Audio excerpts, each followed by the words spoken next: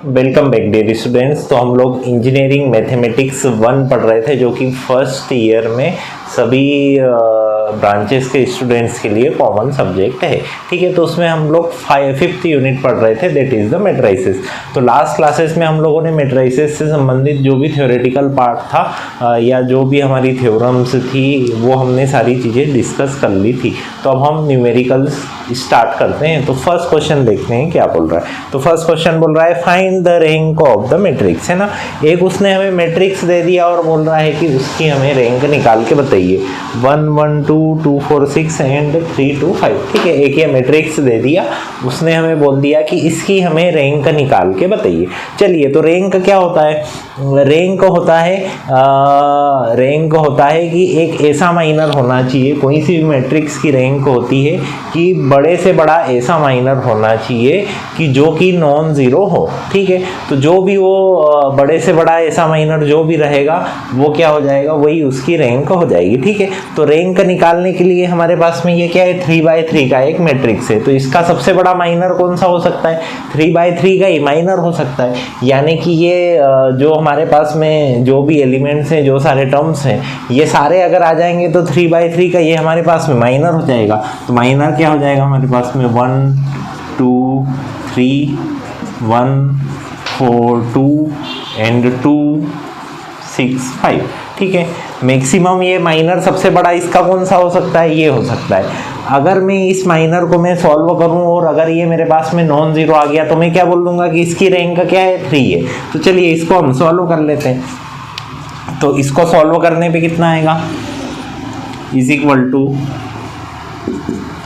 1 into 4 into 5 4 into 5 minus का 2 into 6 2 into 6 minus का 2। ये हमने निकालना देखा था कि डिटर्मिनेंट कैसे निकालते हैं, वही हम निकाल रहे हैं।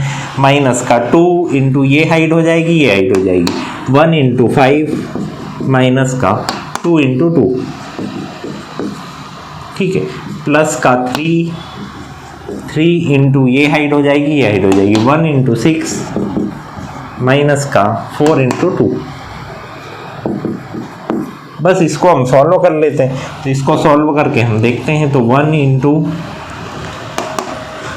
20 माइनस का 12 माइनस का 2 इंटू 5 माइनस का 4 प्लस का 3 इंटू 6 माइनस का 8। फर्दर और इसको सॉल्व कर लेते हैं। तो यहाँ से क्या बचेगा? 8 इंटू 1 इज द 8 माइनस का, यहाँ से 1 बचा तो माइनस का 2 प्लस का यहाँ से कितना बचा?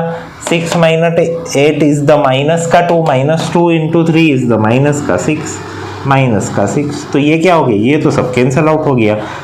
वैल्यू कितनी है? 0। यानी कि 3×3 का हमारे जो भी इस वाले मैट्रिक्स से जो भी माइनर बनेंगे उनकी सभी की वैल्यू 0 है। चूंकि ये मैट्रिक्स 3×3 का है इसलिए इसमें केवल एक ही माइनर हमारा बन रहा है 3×3 का, तो उसकी वैल्यू क्या है? 0 है। चलिए अब हम क्या करेंगे, 2×2 का अगर ऐसा कोई सा हमारे पास में मिल जाए कि जो अगर नॉन जीरो हो तो हम क्या बोल देंगे? रैंक उसकी 2 बोल देंगे। अगर 2×2 के भी हमारे सभी माइनर्स जो रहे उनकी वैल्यू अगर 0 है सभी माइनर्स की, यानी कि 2×2 के भी डिटर्मिनेंट अगर सभी 0 है तो उसकी फिर हम क्या करेंगे? 1 वाला हम चेक करेंगे। तो चलिए, तो एक कोई सा भी मैं चेक कर लेता हूँ कि जिसका 2×2 का वैल्यू कितना आ रहा है। तो चलिए एक कोई सा भी हम उठा लेते हैं, ये उठा लेते हैं, मोड ऑफ 1 2 1 4। ठीक है, इसको सॉल्व कर लेते हैं। तो 4 इंटू 1 4 माइनस का 2 इंटू 2 2 इज इक्वल टू कितना आ गया? 2 आ गया। ये 0 के बराबर नहीं है इसलिए इस वाले मैट्रिक्स की रैंक कितनी है? इस वाले मैट्रिक्स की रैंक 2 है। ठीक है, क्योंकि इस 2×2 का है, ये वाला माइनर कौन सा है? 2×2 का है। तो 2×2 से बड़े जितने भी माइनर हैं, यानी कि 3×3 के जितने भी माइनर हैं वो उनकी वैल्यू कितनी है? 0 है। और चूंकि ये मैट्रिक्स ही हमारा 3×3 का है इसलिए 3×3 का केवल एक ही माइनर है हमारे पास में और उसकी वैल्यू किसके बराबर है, 0 के बराबर है। तो इसलिए हमने 2 क्रॉस 2 के माइनर चेक करे, उसमें वैल्यू एक नॉन जीरो के बराबर आ गई, और 2 क्रॉस 2 से बड़े जितने भी माइनर हैं 3 क्रॉस 3 वाले, उनकी वैल्यू 0 के बराबर है, इसलिए हमारे मैट्रिक्स की रैंक 2 है। ठीक है, तो ये तो हो गया एक तरीका सॉल्व करने का। लेकिन जो भी हमारे पास में एग्जाम में, अगर ये तो अभी 3 क्रॉस 3 का था तो हमने इसका क्या करा, डिटर्मिनेंट निकाल लिया। लेकिन मान लीजिए कि एग्जाम में कोई सा बड़ा वाला मैट्रिक्स उन्होंने दे दिया 4 क्रॉस 4 या तो 4 क्रॉस 5, ठीक है, तो उसमें मुझे ये तो चूंकि 3 क्रॉस 3 का था इसलिए 3 क्रॉस 3 का डिटर्मिनेंट एक ही था। अगर ये 4 क्रॉस 4 का होता तो उसमें 3 क्रॉस 3 के डिटर्मिनेंट बहुत सारे होते, जिसको कि प्रैक्टिकली सभी को चेक करना पॉसिबल नहीं है। इसलिए हम रैंक निकालने के लिए हमारे मैट्रिक्स को हम क्या करते हैं, सबसे पहले उसमें ट्रांसफॉर्मेशंस का यूज करके हम उसको इक्लोन फॉर्म में कन्वर्ट कर लेते हैं हमारे मैट्रिक्स को। और हम इक्लोन फॉर्म में कन्वर्ट करने के बाद क्या बोलता है, अगर हमारा कोई सा भी मैट्रिक्स इक्लोन फॉर्म में है तो उसमें number of non zero rows ही क्या हो जाती है, उस मैट्रिक्स की रैंक हो जाती है। इसलिए ये तो मैंने केवल आपको समझाने के लिए करके बताया, लेकिन एग्जाम में जो भी क्वेश्चन आएगा इस तरीके से भी हम कर सकते हैं। अगर इस तरीके से कोई सा आसान सा क्वेश्चन हमें 3 क्रॉस 3 का दिया हुआ है तो हम बता सकते हैं कि 3 क्रॉस 3 के हमारे सभी जो भी माइनर है उनकी वैल्यू 0 के बराबर है, और ये 2 क्रॉस 2 का एक भी हमें मिल गया नॉन जीरो के बराबर, इसलिए हमने रैंक उसकी 2 बोल दी। तो अब हम इसी वाले क्वेश्चन को हम क्या करते हैं, इक्लोन फॉर्म में कन्वर्ट करते हैं। कैसे, ट्रांसफॉर्मेशन का यूज करके, हम ट्रांसफॉर्मेशन का यूज करके इसको हम इक्लोन फॉर्म में कन्वर्ट करते हैं। तो चलिए इसको कन्वर्ट कर लेते हैं इक्लोन फॉर्म में। ठीक है, तो इक्लोन फॉर्म की 3 कंडीशन है। इक्लोन फॉर्म की क्या है, 3 कंडीशंस है। 3 कंडीशंस है कि 0 के ऊपर नॉन जीरो होना चाहिए। ठीक है, यहाँ पे भी 0 के ऊपर नॉन जीरो होना चाहिए, पहली कंडीशन। दूसरी कंडीशन, इसमें जितने भी 0 हैं इस वाली रो में, उससे ज़्यादा उसके नीचे वाली रो में 0 होना चाहिए, ये दूसरी कंडीशन। एंड तीसरी कंडीशन, जो भी हमारा फर्स्ट टर्म है सभी सारी रोज का जो फर्स्ट टर्म है वो 1 के बराबर होना चाहिए। ठीक है, तो चलिए अब हम, ये हमारे पास में मैट्रिक्स है, इसको हम इक्लोन फॉर्म में कैसे कन्वर्ट करते हैं वो अब हम देखते हैं। तो उसकी एक सेट प्रोसीजर है, बहुत ही आसान सी प्रोसीजर है। हमें सबसे पहले क्या करना है कि ये वाले टर्म को हमें 0 बनाना है, क्योंकि इसके ऊपर का नॉन जीरो होना चाहिए और ये वाला 0 होना चाहिए। ठीक है, तो हम इसमें एलिमेंट्री ट्रांसफॉर्मेशंस का यूज कर लेते हैं। चलिए, तो इसको 0 बनाने के लिए हम क्या करेंगे, अगर मैं R2 को R2 माइनस R1 कर दूं तो ये वाला टर्म मेरा 0 हो जाएगा। बहुत ही आसान है, क्या करूंगा मैं, R2 को अगर मैं R2 माइनस R1 कर दूं तो ये वाला टर्म मेरा 0 हो जाएगा। सबसे पहला मुझे सबसे पहले बस इस टर्म को 0 बनाना है, तो उसके लिए मैंने क्या कर दिया, यूजिंग एलिमेंट्री ट्रांसफॉर्मेशन। आप लिख लीजिए यूजिंग एलिमेंट्री ट्रांसफॉर्मेशन। सबसे पहले मैंने क्या करा, R2 को मैंने कर दिया R2 माइनस का R1। ठीक है, R2 को मैंने क्या कर दिया, R2 माइनस R1 कर दिया, तो मेरा ये वाला टर्म 0 हो जाएगा। अब मुझे ये वाला टर्म भी 0 बनाना है, तो इसको 0 बनाने के लिए मैं क्या करता हूँ, इसको 0 बनाने के लिए R3 को मैं करता हूँ R3 minus 2 times of R1। R3 को मैं क्या करता हूँ, R3 minus 2 times of R1, ताकि ये वाला टर्म भी मेरा 0 हो जाएगा। R3 को मैं क्या कर दे रहा हूँ, R3 को मैं कर दे रहा हूँ R3 minus 2 times of R1, तो जिससे कि मेरे ये जो स्टार्टिंग के जो हैं दोनों मेरे टर्म्स 0 हो जाएंगे। सबसे पहले हमें वो एलिमेंट्री ट्रांसफॉर्मेशन यूज करना है। और अगर हमारे मैट्रिक्स में ये वाला टर्म 1 नहीं है तो सबसे पहले हम कोशिश करेंगे कि ये वाला टर्म 1 बनाए।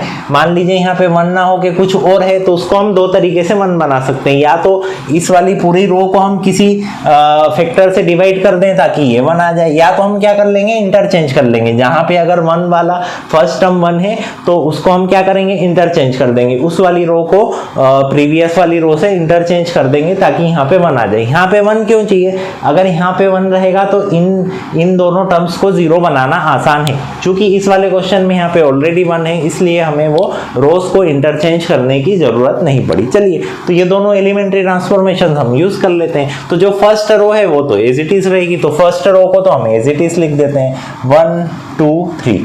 सेकेंड रो में क्या करना है, R2 माइनस R1, तो R2 माइनस R1 ये क्या हो जाएगा, 0 हो जाएगा। R2 माइनस R1, 4 माइनस 2 कितना हो जाएगा, 2, एंड 2 माइनस 3 कितना हो जाएगा, माइनस का 1। चलिए, थर्ड रो में हम कौन सा एलिमेंट्री ट्रांसफॉर्मेशन यूज कर रहे हैं, R3 minus 2 times of R2, तो थर्ड रो में R3 minus 2 times of R2 क्या हो जाएगा, 0 हो जाएगा। उसके बाद में 6 माइनस 2 टाइम्स ऑफ 2, तो 6 माइनस 4 कितना हो जाएगा, 2 हो जाएगा। एंड 5 माइनस 6 कितना हो जाएगा, -1 हो जाएगा। ठीक है, तो अभी हमने एलिमेंट्री ट्रांसफॉर्मेशन का यूज करके केवल क्या करा, इन दोनों टर्म्स को हमने जीरो बना लिया। क्यों जीरो बनाया, क्योंकि हमें पता है कि इक्लोन फॉर्म में हम हमारे मैट्रिक्स को इक्लोन फॉर्म में कन्वर्ट कर रहे हैं, और इक्लोन फॉर्म में ये वाला टर्म भी जीरो रहता है और ये वाला टर्म भी जीरो रहता है। तो इसलिए अभी हमने केवल इतना सा यूज करके इन दोनों को हमने जीरो बनाया है।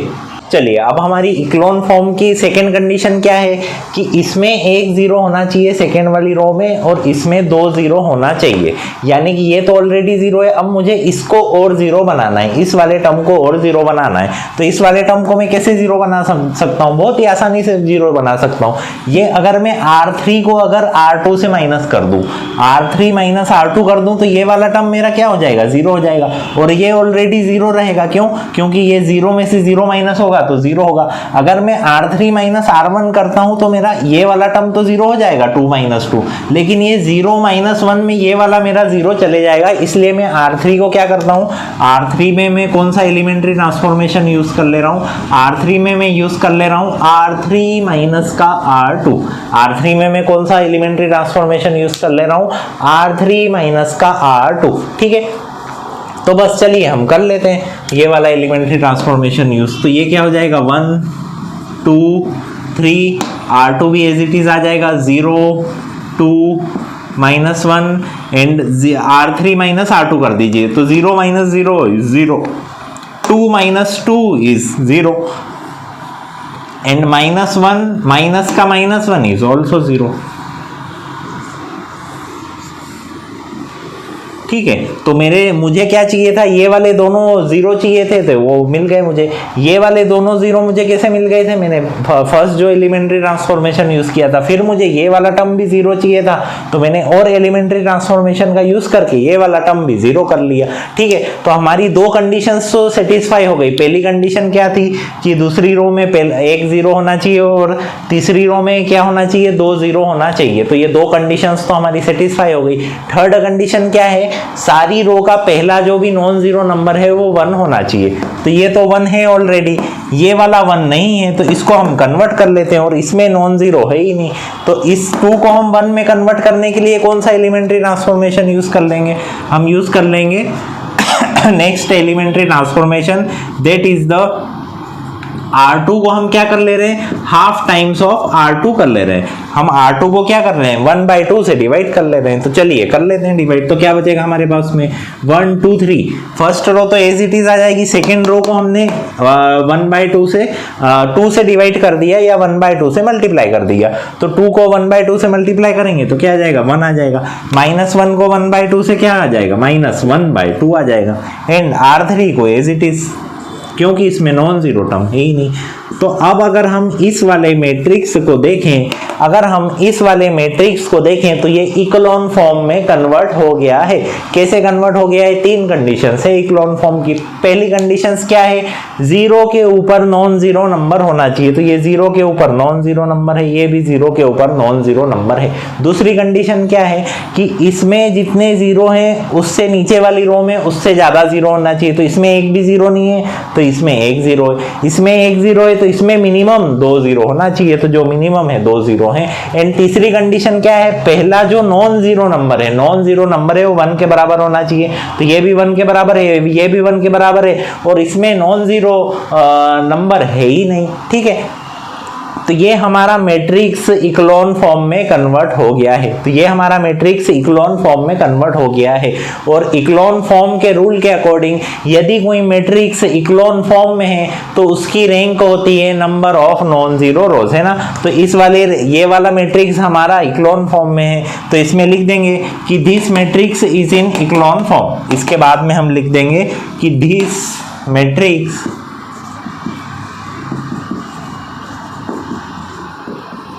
is in echelon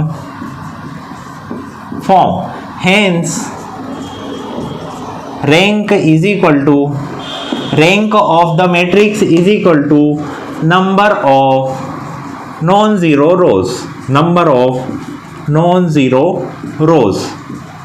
तो हमारे पास में यहाँ से रैंक क्या आ जाएगी, तो rank is equal to number of non zero rows कितनी है, एक नॉन ज़ीरो रो है, दूसरी नॉन ज़ीरो रो है और ये तो ज़ीरो रो है, तो number of non zero rows कितनी है, 2 है। इसलिए इस मैट्रिक्स की रैंक किसके बराबर हो गई, 2 के बराबर हो गई। और हमने जो कन्वेंशनल मेथड से निकाला था उससे भी वैल्यू हमारी 2 के बराबर ही आ रही थी। ठीक है, तो रैंक निकालने का ये सबसे आसान फॉर्म है कि हम हमारे मैट्रिक्स को इक्लोन फॉर्म में कन्वर्ट कर लें। इक्लोन फॉर्म में कन्वर्ट करने के बाद में जितने भी नंबर ऑफ नॉन ज़ीरो रोज है वही हम क्या बोल देंगे, वही हमारे मैट्रिक्स की रैंक है। ठीक है, और इक्लोन फॉर्म में कन्वर्ट करने का बहुत ही आसान सा तरीका है, बहुत ही सिंपल सा तरीका है। सबसे पहले हमने क्या करना है, हमारा जो भी मैट्रिक्स है उसका फर्स्ट टर्म हमें 1 के बराबर उसको लेके आना है, कैसे भी करके, या तो हम रोज को इंटरचेंज करें या तो फिर फर्स्ट रो को किसी चीज से डिवाइड कर दें, है ना। अगर यहाँ पे मल्टीपल के नंबर्स नहीं है तो कोशिश करना कि रोज को हम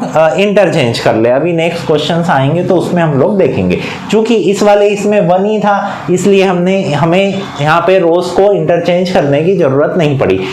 सेकेंड, हमें क्या एलिमेंट्री ट्रांसफॉर्मेशन का यूज करके इस वाले को जीरो बनाना है, इस वाले टर्म को जीरो बनाना है, तो एलिमेंट्री ट्रांसफॉर्मेशन का यूज करके इसको जीरो बनाएंगे। फिर उसके बाद में इसको भी जीरो बनाना है, ये जो फर्स्ट टर्म है तो इसको भी जीरो बना लेंगे। उसके बाद में हम क्या करेंगे, इसमें ये तो जीरो बन गया, ये भी जीरो बन गया। उसके बाद में इस वाले टर्म को हमें जीरो बनाना है, तो अगेन हम एलिमेंट्री ट्रांसफॉर्मेशन का यूज करके इसको जीरो बना लेंगे।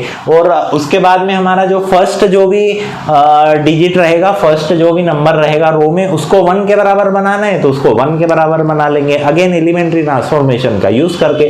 तो हमारा जो मैट्रिक्स है वो हमारा इक्लोन फॉर्म में कन्वर्ट हो जाएगा। जब हमारा मैट्रिक्स इक्लोन फॉर्म में कन्वर्ट हो जाएगा तो हम बोल देंगे कि this matrix is in echelon form, hence rank of the matrix is the number of non zero रोज। तो इसमें रैंक ऑफ जो भी नंबर ऑफ नॉन जीरो रोज हम काउंट कर लेंगे और वही हो जाएगी हमारे मैट्रिक्स की रैंक। बहुत ही इजी है इस तरीके से रैंक निकालना। कन्वेंशनल मेथड से निकालना डिफिकल्ट रहता है, चूंकि ये छोटा मैट्रिक्स था इसलिए हम कन्वेंशनल मेथड से भी निकाल पाए आसानी से। अदरवाइज इसमें और अगर कुछ और बड़ा, इससे 3x3 से बड़ा मैट्रिक्स हमें दे देंगे तो वो हम कन्वेंशनल मेथड से निकालने के काबिल नहीं रहेंगे, क्योंकि उसमें 3x3 के जो माइनर है वो बहुत सारे बन जाएंगे। तो हमें सभी माइनर्स को इस तरीके से सॉल्व करना पड़ेगा और देखना पड़ेगा कि कोई सा नॉन जीरो तो नहीं है। इस वजह से हम इक्लोन फॉर्म में कन्वर्ट करके बहुत ही आसानी से हम मैट्रिक्स की रैंक निकाल सकते हैं। नेक्स्ट क्वेश्चन देखते हैं क्या बोल रहा है, जो कि प्रीवियस ईयर आपकी एग्जाम में आया हुआ है। तो क्या बोल रहा है, find the rank of the matrix. ठीक है, उसने एक मैट्रिक्स दे दिया 1 2 3 2 1 2 3 2 2 3 5 1 2 3 5 1 एंड 1 3 4 5। ठीक है, 1 3 4 5। तो ये एक रैंक मैट्रिक्स दे दिया, उसने बोला कि इसकी हमें रैंक निकाल के बताइए। तो बहुत ही आसान है, क्या करेंगे, सबसे पहले एलिमेंट्री ट्रांसफॉर्मेशन का यूज करके इसको हम इक्लोन फॉर्म में कन्वर्ट कर लेते हैं। तो सबसे पहला टर्म तो हमारा 1 ही है तो इसका तो कोई टेंशन ही नहीं है। इसको जीरो बनाने के लिए हम क्या कर देंगे, R2 माइनस का, इसको जीरो बनाने के लिए क्या करेंगे, फर्स्ट एलिमेंट्री ट्रांसफॉर्मेशन R2 को हम R2 माइनस का 2 टाइम्स ऑफ R1 कर देते हैं। ठीक है, एंड दूसरा इसको जीरो बनाने के लिए R3 को क्या करते हैं, R3 माइनस R1 कर देते हैं। R3 को जीरो बनाने के लिए क्या करते हैं, हम R3 माइनस का R1 कर देते हैं। चलिए, ये दो एलिमेंट्री ट्रांसफॉर्मेशन का यूज करके इनको क्या कर देते हैं, जीरो बना देते हैं। तो फर्स्ट हमारा रो तो एज इट इज आ जाएगी 1 2 3 2। सेकेंड रो को R2 को क्या करना है, R2 minus 2 times of R1, तो 2 minus 2 times of 1 is the 0। 3 minus 2 times of 2, 3 minus 4 is the -1। 5 minus 6 is the -1 and 1 minus 4, 1 minus 4 is the -3। चलिए, ये सेकेंड रो होगी। थर्ड रो को क्या करना है, R3 माइनस R1, तो 1 minus 1 is the 0। 3 minus 2 is the 1, 4 minus 3 is the 1 and 5 minus 2 is the 3। ठीक है, चलिए तो ये हमने अभी एलिमेंट्री ट्रांसफॉर्मेशन का यूज़ करके इन दोनों रो को हमने क्या करा, 0 के बराबर बना दिए। चलिए अब नेक्स्ट हमें क्या करना है, इसको भी 0 बनाना है। अभी ये दो तो 0 बन गए, इसको भी 0 बनाना है। तो इसको 0 बनाने के लिए मैं क्या कर देता हूँ, R3 को R3 प्लस R2 कर देता हूँ।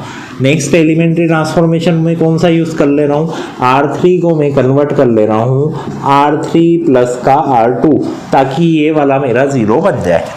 चलिए तो फर्स्ट 2 रोज तो एज इट इज लिख देता हूँ, 1 2 3 2। Second one is the 0 -1 -1 -3 and third one is the R3 को क्या करना है, R3 प्लस R2। तो 0 प्लस 0 इज द 0, 1 प्लस का -1 इज द 0, 1 प्लस का -1 इज द 0, 3 प्लस का -3 इज द 0। ठीक है, चलिए तो हमारी जो इक्लोन फॉर्म है उसमें ये 0 भी आ गया, यहाँ पे इससे ज़्यादा 0 भी आ गए नीचे वाली टर्म में। ठीक है, अब और क्या करना है, हमें 1 बनाना है। तो ये तो 1 ऑलरेडी है, ये वाला -1 है, तो इसको क्या कर देंगे, जो भी हमारा फर्स्ट जो भी नॉन ज़ीरो नंबर है उसको 1 बनाना है। तो इसको मैं क्या कर देता हूँ, R2 को मैं क्या कर ले रहा हूँ, R2 को मैं -1 से मल्टीप्लाई कर ले रहा हूँ, R2 को -R2 कर दे रहा हूँ मैं, और इसमें फर्स्ट नॉन ज़ीरो टर्म है ही नहीं।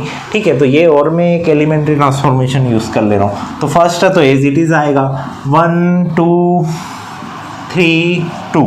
सेकेंड को मैं माइनस से 0 -0 0 के बराबर ही रहेगा, ये -1 तो +1 हो जाएगा, ये भी -1 तो +1 हो जाएगा, और -3 +3 हो जाएगा। एंड ये तो सारे टर्म 0 हैं, तो 0 एज इट इज़ आ जाएगा। तो अब ये जो मेरा मैट्रिक्स मिला है, ये इक्लोन फॉर्म में है। तो अब हम लिख देंगे कि दिस मैट्रिक्स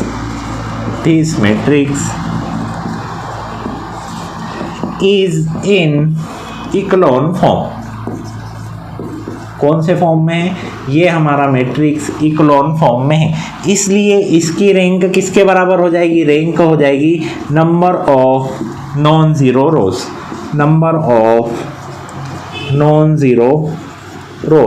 तो इसमें हम नॉन ज़ीरो रोज कितनी है काउंट कर लेते हैं, ये वाली नॉन ज़ीरो रो है, ये वाली नॉन ज़ीरो रो है, और ये वाली तो 0 है। तो number of non zero row कितनी है, 2 के बराबर है, इसलिए हमारे मैट्रिक्स की रैंक 2 के बराबर हो गई। तो इस तरीके से हम हमारे मैट्रिक्स को इक्लोन फॉर्म में कन्वर्ट करके बहुत ही आसानी से रैंक निकाल सकते हैं। और रैंक निकालने का एक क्वेश्चन हमेशा आपकी एग्ज़ाम में आता है, और बहुत ही हम इक्लोन फॉर्म में कन्वर्ट करके बहुत ही आसानी से निकाल सकते हैं। हमारे गिवन टाइम फ्रेम में बहुत ही आसानी से ये क्वेश्चन हो जाता है, इसलिए मैंने आपको बोला ये यूनिट बहुत ही अच्छे से पढ़ना है, इंटरेस्टिंग भी है। और प्लस जो हमारे 8 क्वेश्चन आते हैं उसमें से 5 करना रहते हैं, तो उन 8 क्वेश्चंस में से 2 क्वेश्चन हमारे इस यूनिट से आते हैं मैट्रिसेस से, तो उसको हम बहुत ही आसानी से कम जो हमारे टाइम फ्रेम हमें गिवन है उससे भी कम टाइम में ये हमारे क्वेश्चंस हो जाते हैं, इसलिए इस वाली यूनिट को बहुत ही अच्छे से पढ़ना है।